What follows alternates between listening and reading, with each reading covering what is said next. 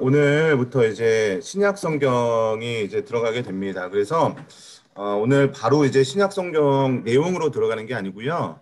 오늘은 이제 신약 성경의 이 배경이 되는 이 어떻게 보면 좀 그 세계사의 시간처럼 들릴 수도 있을 것 같아요. 그러나 이 신약의 배경이 되는 그 내용들을 알고 계시면은 성경을 이해하시는 데 굉장히 도움이 됩니다.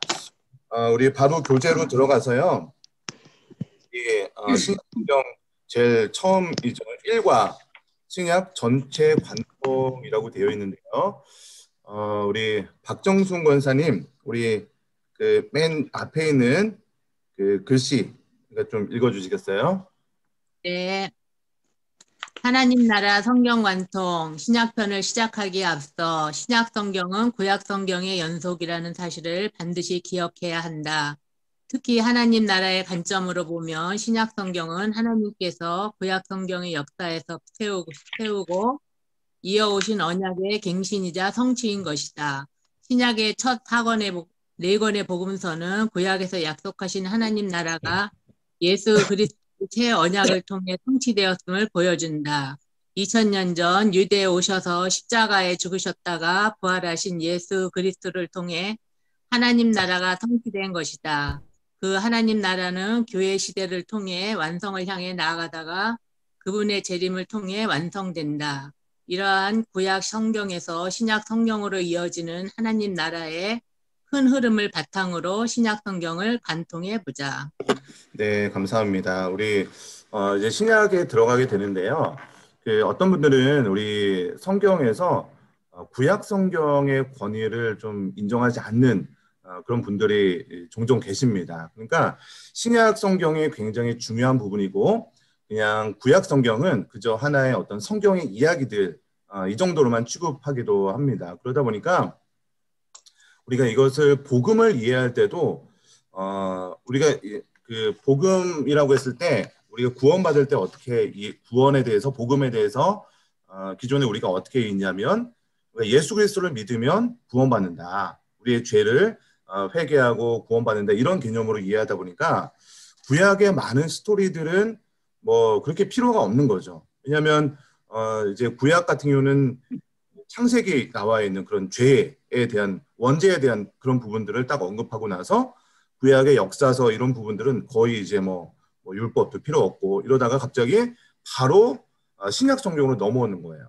그래서 예수 그리스도가 나오게 되고 우리의 죄를 위해서 예수 그리스도가 돌아가시고 죽으시고 부활하셨다. 그리고 그것을 믿으면 우리는 구원받는다. 이 정도로 이제 복음이나 성경의 개념을 이해하다 보니까 구약 성경에 우리가 많은 스토리들 그런 것들을 싹 무시해버리고 바로 신약이 가장 중요하다. 모든 성경은 예수 그리스도 위주로 봐야만 한다. 뭐 이런 식으로 성경을 이해하기도 합니다. 물론 우리에게 이제 구원을 주시는 예수 그리스도는 너무나도 중요하고 성경에 있어서 이 예수 그리스도라는 부분들은 굉장히 핵심적인 내용입니다. 그러나 우리가 이렇게 신약 성경 전체를 읽을 때 구약을 배제하고서 혹은 어떤 구약의 권위를 무시하고서 바로 신약으로 들어갈 수는 없는 것이죠. 여러분 그래서 우리 신약은요 구약의 이야기를부터 시작해서 하나님의 나라를 이루려는 전체 이야기 가운데 그 예수님께서 그 하나님의 나라를 성취하신 그 결정적인 사건이 이제 신약 성경 우리가 이제 사복음서 여기서부터 볼 때 그 성취하신 일들이 이제 기록이 되는 성경이 바로 이제 신약 성경이 되게 됩니다. 그래서 이 신약 성경을요 구약의 바탕 안에서 이해해야 이 성경을 바르게 해석하고 이해하게 됩니다. 자, 오늘은 아까 말씀드린 대로 신약 성경으로 직접 들어가기 전에 그 신약 성경의 배경이 되는 그 주변의 역사들에 대해서 한 번 더 우리 아마 제가 4주차 때였던 것 같은데 이 전체적인 그 배경사 한번 언급했던 적이 있었죠. 그런 것들을 다시 한번 신약 성경에 들어가기 전에 좀 언급되는 부분도 있을 겁니다. 그래서 그 한 두 달 전쯤에 했던 내용이지만 한 번 더 들으시면 다시 한번 이렇게 기억이 떠오르는 부분도 있을 것이고요. 조금 어렵게 다가오시는 분들은요, 그냥 한 번 더 들었다, 뭐 이렇게 이해가 안 되시고 좀 이렇게 어려운 내용이다라고 생각하시는 분들은요. 그래, 한번 또 이런 얘기를 들었다 하고 넘어가셔도 좋을 것 같습니다. 그러니까 성경의 직접적인 내용이라기보다도 성경을 이해하는 배경적인 그런 설명들을 오늘 좀 많이 드리게 될 겁니다. 자, 우리 이제 구약 성경 이제 좀 후반부부터 좀 시작을 하려고 해요. 이제 하나님 나라를 이루는 데 있어서 구약의 역사 가운데 이제 다윗과 솔로몬 시대에 이제 하나님의 나라가 굉장히 많이 이제 발전하고 성장을 하게 되었죠. 그런데 언제부터 이제 솔로몬 이후 때부터 이제 하나님의 나라가 분열이 되기 시작하고 이렇게 좀 더 이렇게 그 분열이 돼서 나라가 두 개로 나눠지게 되었죠. 제가 지금부터는 이제 화면을 좀 공유하면서 좀 설명을 드리는 게 나을 것 같습니다. 어, 우리 그 하나님의 나라가 이제 북이스라엘과 남유다로 나눠지게 되었었죠. 그래서 그 네. 그래서 우리 남유다와 북이스라엘로 나눠지게 되었었는데 그때 이제 처음에 잠깐만요. 제가 이게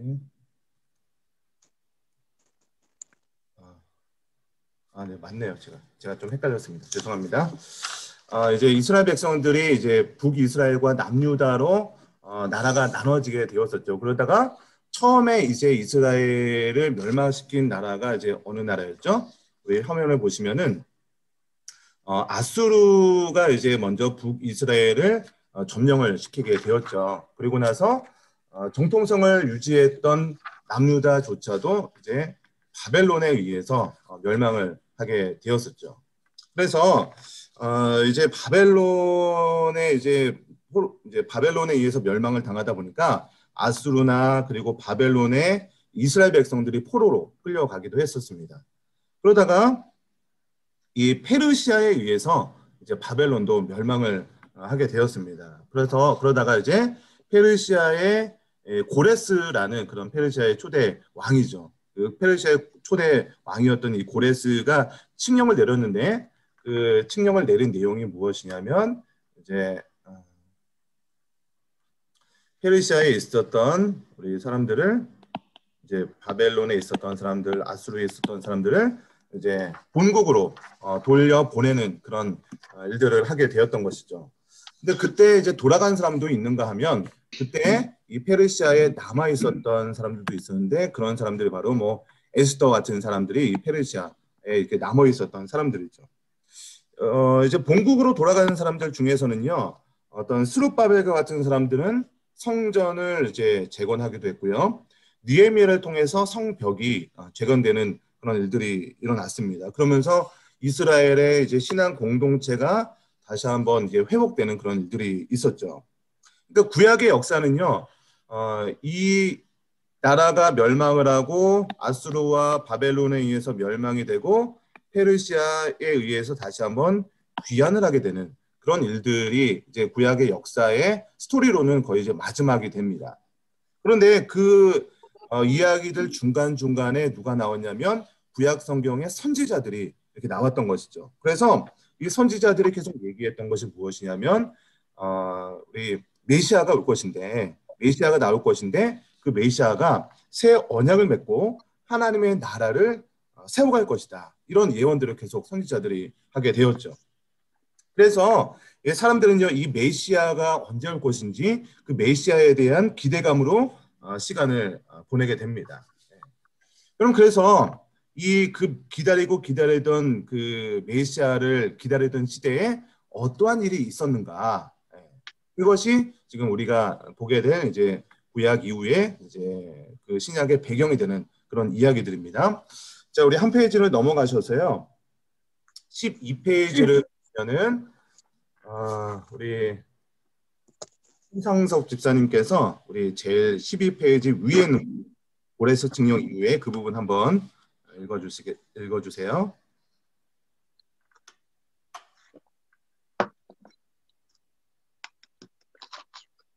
고레스 칙령 이후 이스라엘은 다시 성전을 건축하고 신앙 공동체를 형성하였다. 시내산 언약을 중심으로 하는 하나님 나라의 계획은 선지자들의 예언을 바라보며 새로운 국면을 맞이하게 되고 메시아를 통해 성취될 하나님의 나라를 고대하는 경건한 신앙인에 의해 하나님 나라의 역사는 조용히 흘러가게 된다. 본격적인 신약의 복음서가 시작되기까지의 배경을 살펴보자. 네, 감사합니다. 구약의 역사는 제가 아까 말씀드린 대로 이 페르시아가 나오는 것까지만 이제 성경에 기록이 되어 있습니다. 그런데 이제 BC 330년쯤에 이제 어느 나라가 등장을 하게 되냐면 이제 헬라가 이제 등장을 하게 되는 거죠. 이 헬라에 알렉산더 대왕이 이제 등장을 합니다. 근데 이 헬라는요, 요즘 말로 하면 이제 그리스라고 이해하시면 좋습니다. 그리스 같은 경우는 원래는 이제 어떤 한 나라라기보다는 도시 국가들의 연합체들입니다. 그래서 많은 그런 도시 국가들이 있는데 그 도시 국가들 중에서 가장 좀 영향력이 강한 두 개의 그런 뭐랄까요 연합체들 도시가 있습니다. 그 두 개의 도시가 어디냐면 여기 잠깐 나와 있는 이 아테네 그리고 여기 글씨로는 안 나와 있지만 스파르타라는 그런 도시 국가가 굉장히 강한 나라였습니다. 그래서 뭐 이렇게 둘이 이제 협력을 하기도 하고 뭐 이렇게 대립 관계에 있기도 하면서 이제 헬라라는 나라가 이제 점점 크게 되는데 그 아테네하고 스파르타가 전쟁을 하게 됩니다. 나중에는 그 전쟁이 무엇이냐면 펠레폰네소스 전쟁이라는 큰 전쟁이에요. 이 전쟁을 통해서 누가 이기게 되냐면 스파르타 군이 이기게 됩니다. 그러면서 이제 연합체를 이루게 되고 그러면서 나온 사람이 누구냐면 아까 제가 언급했던 알렉산더 대왕이 이제 그 모든 헬라 지역을 통일하게 되는 거예요. 그래서 이 헬라 지역을 점령했던 알렉산더 대왕이 그런 페르시아와 그 모든 그 주변 지역을 이제 점령하게 되었던 것이죠. 그러면 이거 우리 한 두 달 전쯤에 했던 내용들 살짝 조금씩 기억나시죠? 그래도 네. 한번 했던 내용이니까 그렇게 어렵게 느껴지진 않을 걸로 저는 믿습니다. 자, 그래서 헬라가 이게 알렉산더 대왕의 이 헬라가 이 예루살렘 지역까지도 이렇게 점령을 했던 것이죠. 그러다 보니까 이 헬라 지역에 있었던 많은 문화들 이런 것들을 예루살렘이 그대로 흡수하게 되었던 것이죠. 자, 그런데 이 알렉산더가요, 이렇게 세계를 제패하고 나서 그렇게 오래 살지 못합니다. 아까 이제 BC 330년쯤에 이제 알렉산더 대왕이 이렇게 점령을 했다고 했는데 한 10년 정도밖에 못 살아요. 제 기억으로는 한 30세 전후였던 걸로 제가 어렴풋이 기억이 나는데 그래서 BC 320년쯤에 알렉산더가 죽습니다. 그러고 나서 이 헬라가 뭐 여러 개로 좀 쪼개지게 되는 거예요. 그 부하들로 인해서 여러 개로 좀 쪼개지게 되는데 크게 보면 두 부류로 이 헬라 지역이 쪼개지게 됩니다. 그래서 제가 이걸 준비해 놨는데요. 여기 보시면은 여기 셀류커스 왕조라고 되어 있고 밑에 보시면은 프톨레미 왕조라고 되어 있습니다. 그래서 이 이스라엘을 기준으로 여기 이스라엘을 기준으로 북쪽에는 셀류커스 왕조가 이 시리아를 중심으로 이 셀류커스 왕조가 이렇게 배치가 되게 있고요. 그다음에 이스라엘 중심으로 남쪽에는 어떤 나라가 있습니까? 이집트를 중심으로 프톨레미 왕조가 세워지게 됩니다. 그럼 이 기간에 굉장히 많은 유대인들이 헬라 전역으로 흩어지게 됩니다. 그래서 이 헬라 전역으로 흩어진 유대인들을 뭐라고 하냐면 디아스포라 유대인이다라고 이야기를 합니다. 디아스포라 유대인 혹시 들어보셨나요? 예. 그러니까 디아스포라 유대인이요. 이 어떤 원래 그 페르시아에 남아 있었던 뭐 이런 사람들 뭐 여기 바벨론 뭐 아수르 이런 데 남아 있었던 사람들을 다 포함해서 이런 지역까지 이렇게 다 퍼지게 됩니다. 그래서 이 사람들을 디아스포라 유대인이다라고 이야기를 하는 거죠. 자, 우리 셀류커스 왕조가 지배할 당시의 유대 지역입니다. 그러니까 셀류커스 왕조 제가 이렇게 윗부분이죠. 이렇게 표시된 지역이 이제 셀루커스 왕조가 유대 지역을 지배했던 것이죠. 유대 지역이라고 하는 것은 이 예루살렘 이 지역을 제가 이렇게 표시했는데 이 지역을 셀루커스 왕조가 지배를 했던 적이 BC 197년 중심으로 이렇게 좀 왔다 갔다 이렇게 됩니다. 그리고 목사님 화면 안 나와요. 화면이 안 나와요. 다른 분들도 안 나오시나요? 저만 안 나와요. 다른 분들 나오시는 것 같은데. 네. 나와요. 안 나오는데. 방 집사님, 방 권사님은 안 나오는 것 같아. 네. 뭐지? 왜 안 나오지? 뭘까? 권사님 화이팅! 감사합니다. 근데 안 나와요. 다시 한번 해봐요. 저희 신랑도 있어요. 신랑도. 어, 화면이 권사님, 안 나와요. 권사님 알겠어요. 통성기도 하세요. 넘어가세요 그냥. 권사님 다른 휴대폰 뭐 들어오셨던데 그것도 안 나오나요? 제가 한번 볼게요. 네. 제가 또 모니터링 하고 있는데 나오고 있거든요. 저도. 네. 어디 하셨죠 갑자기? 리셋하러 왔죠. 디아스포라. 셀루커스. 그래서 지금 보시는 이 지도를 보시면은 1세기 유대인 디아스포라 주요 거주 지역이라고 되어 있어요. 그러니까 지금 제가 이렇게 점으로 표시해 뭐 이렇게 아까 여기 스파르타 있죠? 스파르타랑 아테네가 이제 전쟁을 했다고 했잖아요. 이런 지역에도 점으로 표시된 지역이 이제 디아스포라 유대인들이 거주하는 지역이에요. 근데 이 점이 작으면 그만큼 이제 작게 거주하는 거고요. 여기 커다랗게 예루살렘 그리고 알렉산드리아, 뭐 로마 뭐 이런 데들은 조금 더 점이 크잖아요. 그래서 이 지역에는 디아스포라 유대인들이 좀 이렇게 상대적으로 많이 거주하게 되었던 것이죠. 자, 그래서 우리 13페이지, 12페이지 요거 먼저 좀 읽고 가는 게 좋겠네요.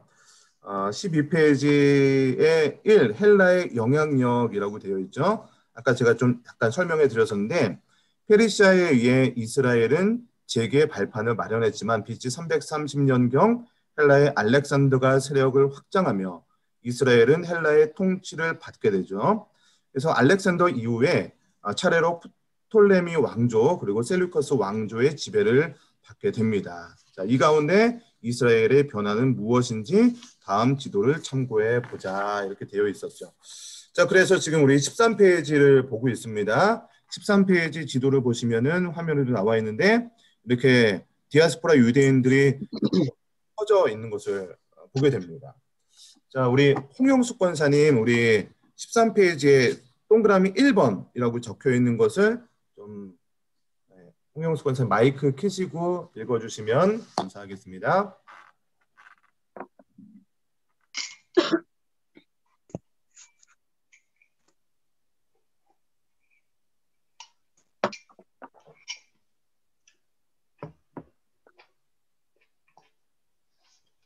마이크가 안 켜졌네요.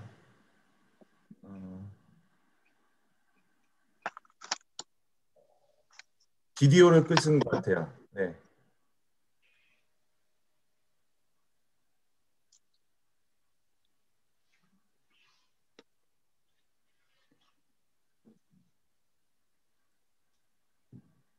네, 잘 안 되시나 보네요.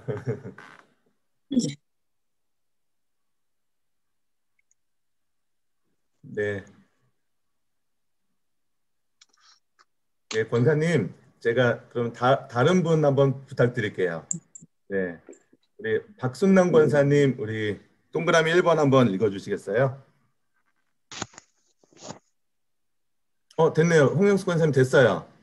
말씀해 보세요. 됐어요? 네네. 예, 말씀해 보세요. 됐어요? 예, 들려요. 네. 이미 아수르와 바벨론에게 끌려와 메소포타미아 전역으로 흩어진 유대인들뿐만 아니라 헬라의 지배 기간 동안 많은 유대인이 헬라 전역으로 흩어져 디아스포라 유대인들이 헤아리기 어려울 정도로 많아졌다. 네, 아유, 감사합니다. 이게 죄송해요. 굉장히, 아니요, 어려우신 건데 잘하셨어요, 권사님. 죄송합니다. 아유, 죄송한 게 아니고요. 지금 제가 말씀드렸다시피 이제 줌에 대해서 연습을 하고 있는 거라서 제가 중간중간에 이렇게 좀 부탁을 드리는 거예요. 그래서 한 번씩 해보시면 다음에 또 잘하시게 될 거예요. 자, 네, 그래서 감사합니다. 제가 좀 설명드렸던 부분인데 이미 아수르와 바벨론에게 끌려와 메소포타미아 지역이라는 것은 이 유대 전역 요런 지역들 있죠. 이런 지역들이 이제 메소포타미아 지역인데 이 지역에 흩어져 있는 유대인들이 이미 있었던 것이죠. 그리고 이제 헬라가 이제 많은 이 지역들을 지배하다 보니까 여기서 많이 흩어져서 헬라 지역에도 유대인들이 흩어지게 되었던 것이죠. 자, 2번 동그라미 2번을 아까 우리 박순남 권사님 제가 잠깐 부탁드렸는데 동그라미 2번을 권사님 좀 박순남 권사님 읽어주세요. 디아스포라 유대인들은 시간이 흘러 유대 언어를 잊게 되고 헬라 지역의 공용어인 헬라어를 사용하게 되었다. 이에 흩어진 유대인들을 위해 구약 히브리어 성경을 헬라어로 번역한 70인역이 생겨났다. 네, 이게 참 그 유대인들이 원래 사용했던 언어는 히브리어, 우리 구약 성경을 기록한 히브리어 이런 것들을 사용했었겠죠. 근데 이제 헬라의 전역에 이렇게 흩어져 있다 보니까 시간이 지나면서 자신들의 언어를 사용할 어떤 그런 기회들이 없어지게 된 거죠. 그러다 보니까 이 사람들이 그 헬라 지역의 공통 언어였던 헬라어를 사용하게 되는 거예요. 그러다 보면 우리도 그 미국에서 거주하다 보면은 그들의 자녀를 낳고 하다 보면은 그 미국 2세대들은 영어를 모국어로 사용하게 되잖아요. 그런 식으로 지금 유대인들이 헬라 지역에 이렇게 흩어져 살다 보니까 자신들의 원래 언어였던 히브리어를 잊어버리고 이제 헬라어를 사용하게 된 거예요. 그러다 보니까 성경을 봐야 되는데 성경이 원래 히브리어로 적혀 있다 보니까 성경을 못 보는 거예요. 그래서 성경을 이제 번역을 한 건데 히브리어로 되어 있는 성경을 헬라어로 번역을 한 거예요. 그래서 그 히브리어 성경을 헬라어로 번역한 성경이 뭐냐면 70인역이라고 혹시 들어보셨나요? 70인역 성경이 바로 원래 히브리어 성경을 헬라어로 번역된 성경입니다. 근데 이 히브리어 성경 70인역 성경이 어디서 번역이 됐냐면 여기 밑에 알렉산드리아라는 곳에서 번역이 됐습니다. 이 알렉산드리아는요 이집트에 있는 굉장히 유명한 그 도시입니다. 이게 무슨 강이죠? 나일강 하류에 있는 이 강인데요. 저는 이 지역을 가봤거든요. 실제로 가봤는데 지중해 영역에서 굉장히 아름다운 바닷가 주변에 있는 그런 도시입니다. 여기에 뭐가 있냐면 황실 도서관이 있습니다. 황실 도서관. 그러니까 많은 그 도서관에 황실의 도서관이다 보니까 그 지역에 있는 많은 그런 책들이 이곳에 다 모여 있는 거야. 근데 딱 이 도서관장이 보니까 그 히브리인들의 그 지혜의 보고인 성경에 대한 그 번역서가 없는 거예요. 그래서 이 황제한테 건의를 해서 이 유대인들을 이제 초청을 합니다. 선발을 해서 유대인들 각 지파별로 12지파라서 6명씩 초청을 해서 72명을 이 알렉산드리아로 모집을 한 거예요. 그래서 그 사람들에게 히브리어 성경을 헬라어로 번역을 시킨 거예요. 그게 가능했던 것이 무엇이냐면 지금 이 알렉산드리아 지역에 이 동그라미가 좀 크잖아요. 그러니까 이 지역에 유대인들이 많이 거주하고 있었던 거예요. 그러다 보니까 그 지역에 있었던 유대인들을 초청해서 성경을 번역할 수 있게 되었던 것이죠. 자, 우리 염재영 집사님, 우리 동그라미 3번 좀 읽어주시겠어요?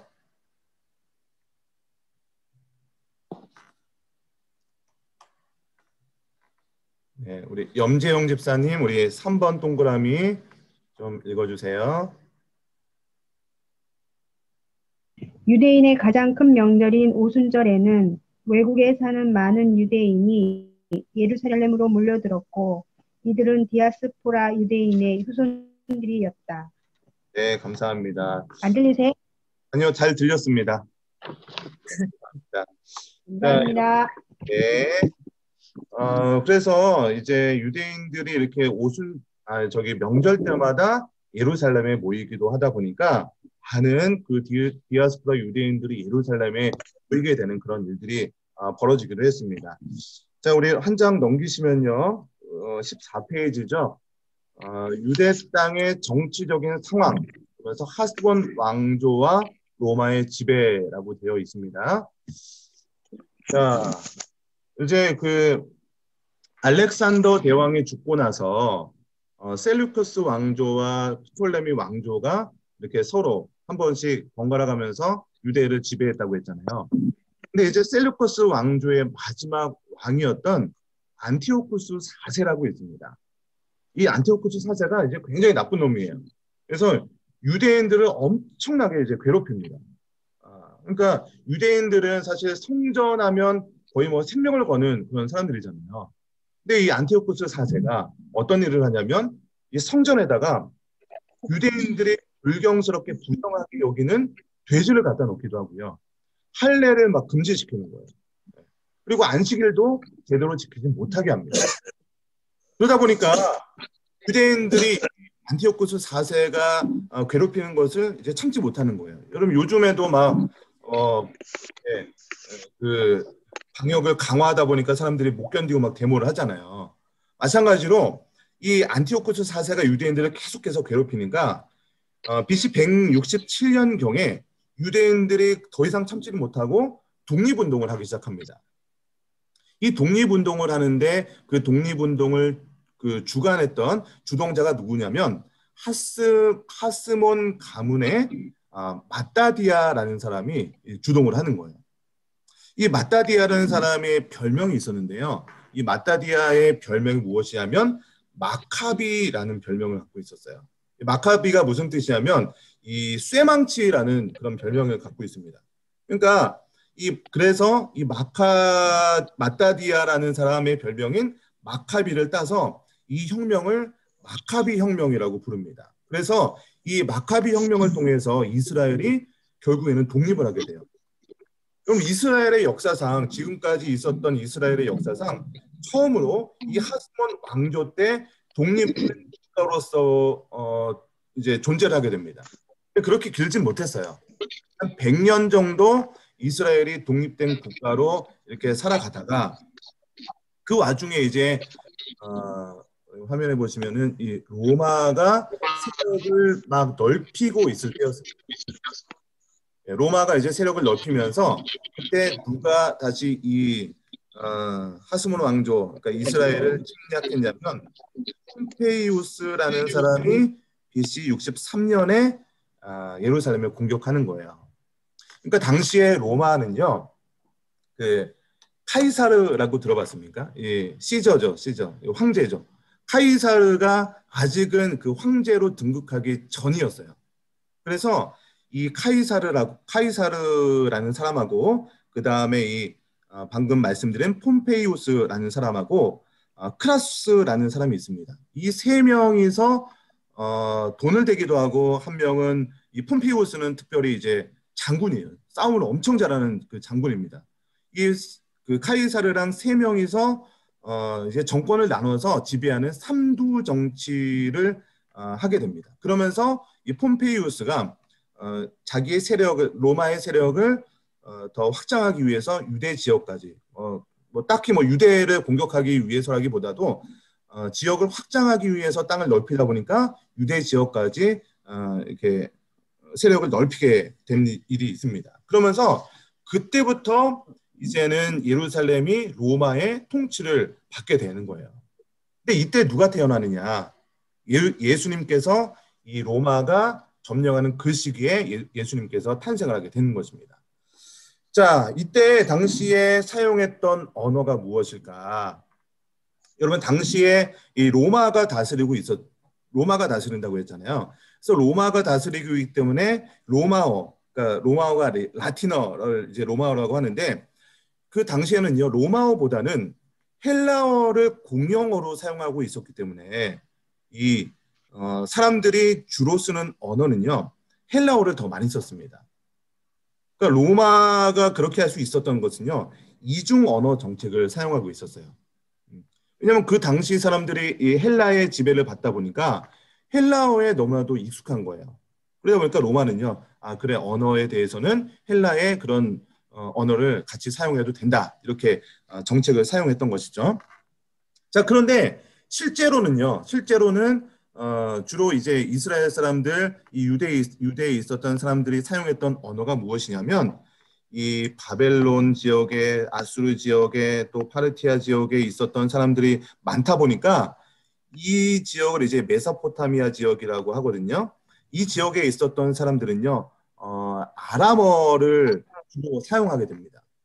그러니까 공식적인 언어는 헬라어지만 이 기존에 있었던 사람들은 아람어를 사용하고 있었던 특이한 상황에서 예수님께서 탄생하게 된 거예요.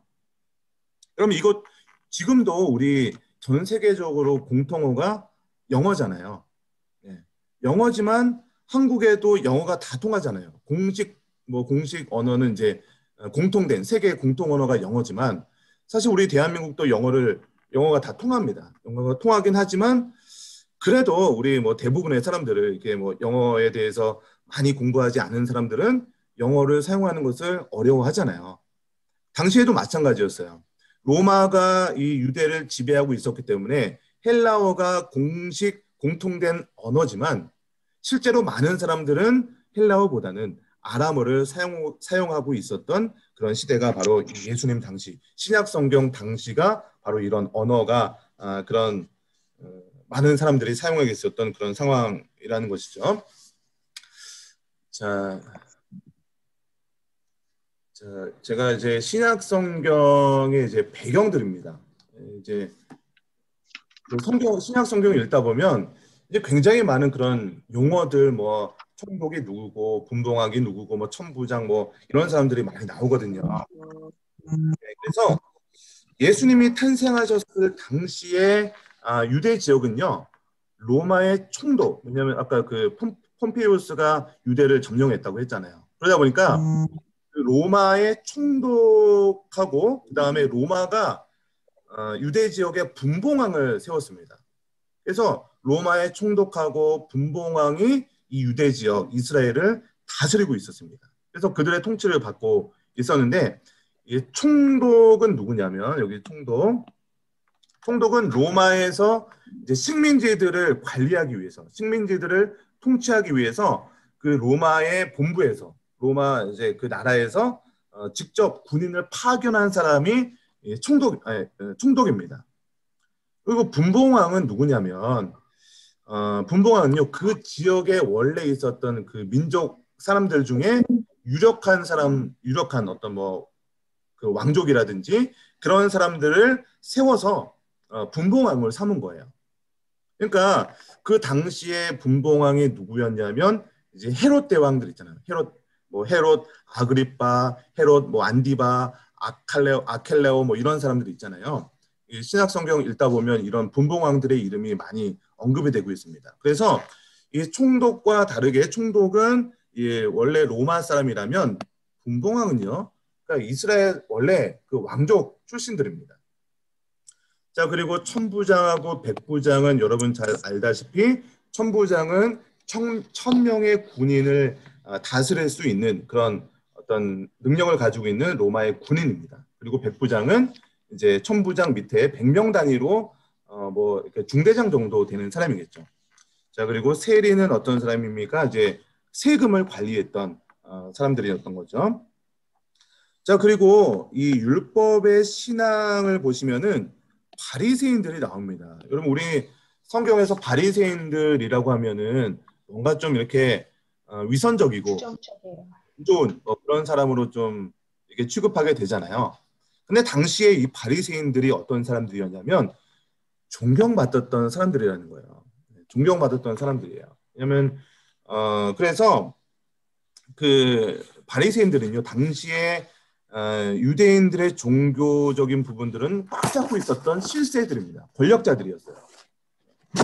그러다 보니까 이 사람들은 사람들에게 많은 존경을 받게 되고요. 그런 율법에 대해서는 학자들입니다. 그리고 사회의 지도자 계열을 차지하고 있던 사람들이 바로 바리새인이죠. 그러다 보니까 재력적으로도 좀 부유한 층에 속했던 사람들이 바로 바리새인들입니다.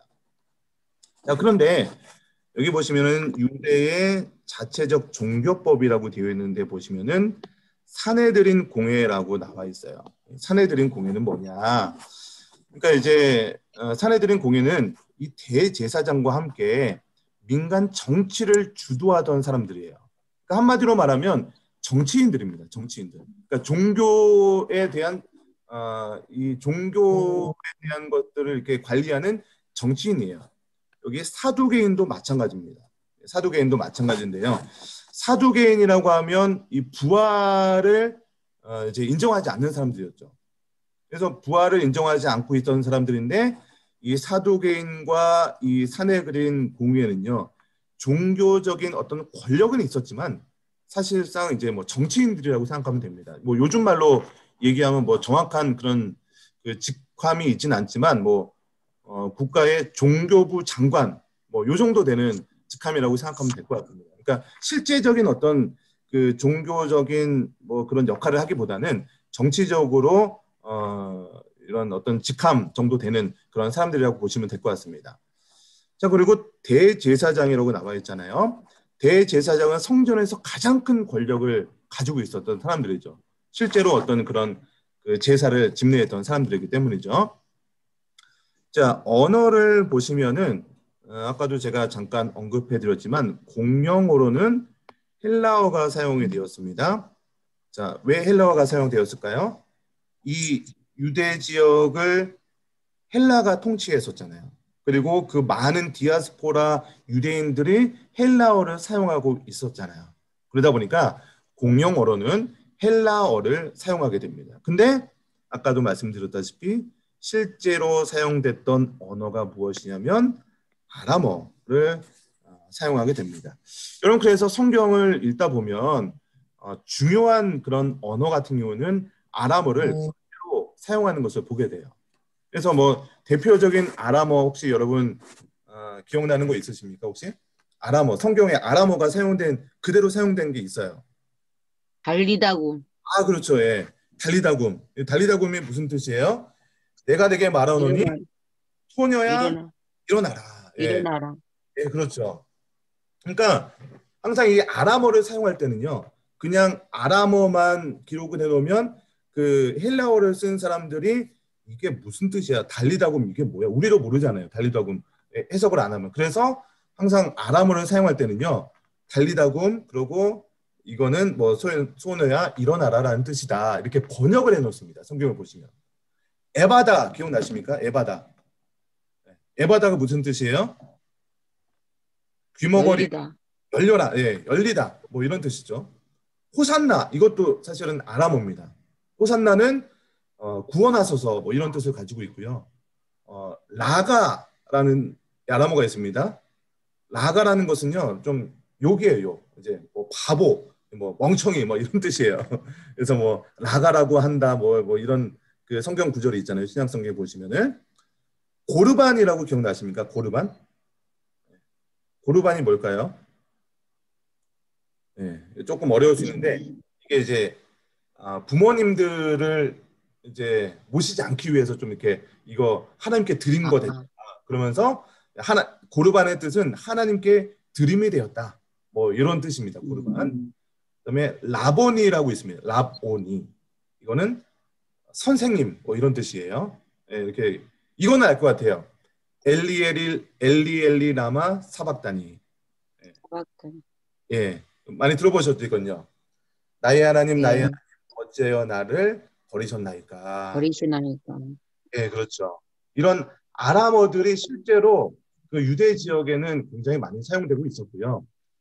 이 아람어를 그대로 성경에 많이 기록이 되어 있었고 그것을 기록할 때는 항상 이렇게 헬라어로 번역을 해서 기록을 하고 있습니다. 자, 이제 15페이지를 한번 아직 14페이지군요. 네. 자, 이제 성경에서 복음서가 어떤 지리적인 배경을 가지고 있느냐 화면 보시면은 이 부분이 이제 이집트고 여기 나일강 이렇게 나와 있죠.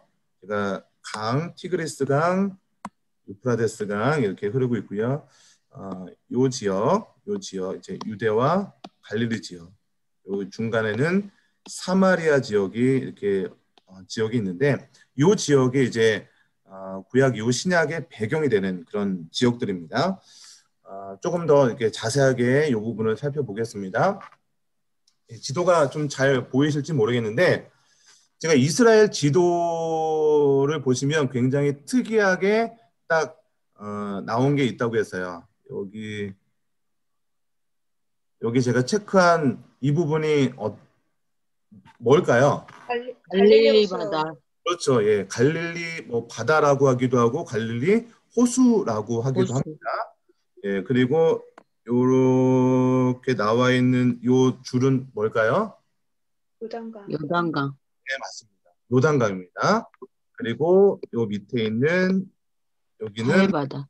그렇죠. 사해바다.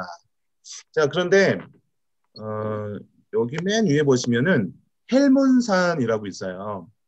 네. 헬몬산이라고 되어 있는데 이 헬몬산은 굉장히 이렇게 높은 산입니다. 그 지역에서는. 그리고 헬몬산 꼭대기에 보면은 항상 좀 얼음과 같은 그런 것들이 이렇게 항상 이렇게 비춰진다고 해요. 근데 저도 이스라엘에 갔을 때 헬몬산을 봤는데 굉장히 높은 산입니다. 그래서 이 헬몬산 꼭대기에서 얼음 빙하들이 녹아서 이게 강줄기를 이루게 됩니다. 그래서 이 헬몬산의 물들이 녹아서 갈릴리 바다로 이렇게 스며들게 되는 거예요. 그러니까 이제 이스라엘의 지도를 볼 때 항상 이렇게 나와 있는 이 갈릴리 바다 그리고 요단강 그리고 사해 요것을 중심으로 요단 동편이냐 요단 서편이냐 뭐 이렇게 좀 지형을 보면 될 것 같습니다. 자, 좀 이렇게 지리적인 것들을 좀 하나하나 지역을 좀 살펴볼게요. 여기 보시면은 나사렛이라고 있죠. 조금 글씨가 작긴 해도 네. 제가 이렇게 읽어드리니까 나사렛 하면 여러분 떠오르는 사람이 혹시 있으신가요? 나사렛. 나사렛 예수. 그렇죠. 예수도. 나사렛 예수. 그러니까 예수님이 태어난 곳일까요? 자란 곳일까요? 잘한 거. 잘한 거. 네, 맞습니다. 이게 베들레헴이죠. 태어난 거. 네, 성경적인 지식이 아주 이렇게 뛰어나신 분들만 이렇게 보이신 것 같아요. 나사렛은 예수님께서 유년 시절을 보낸 곳이 나사렛입니다. 자, 위에 보시면 가나라고 되어 있는데 가나에서 뭐가 있었죠? 가나안 잔치. 예, 가나안 잔치, 가나의 기적. 예, 기적. 포도주. 포도주, 그렇죠? 호린 잔치에서 포도주가 떨어졌는데 물로 포도주를 만드는 그런 기적을 일어났던 곳이 이 가나입니다. 거기 위에 보시면 이제 막달라라고 되어 있는데요. 갈릴리 지역에 있는 이렇게 파란색으로 되어 있는 거는 좀 뭐 우리로 하면은 경기도 뭐 이런 큰 개념이에요.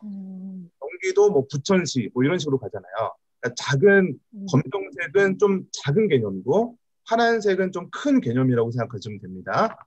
그래서 갈릴리의 막달라라는 지역에서 태어난 사람 혹시 막달라 마리아. 마리아. 네, 네. 막달라. 마리아.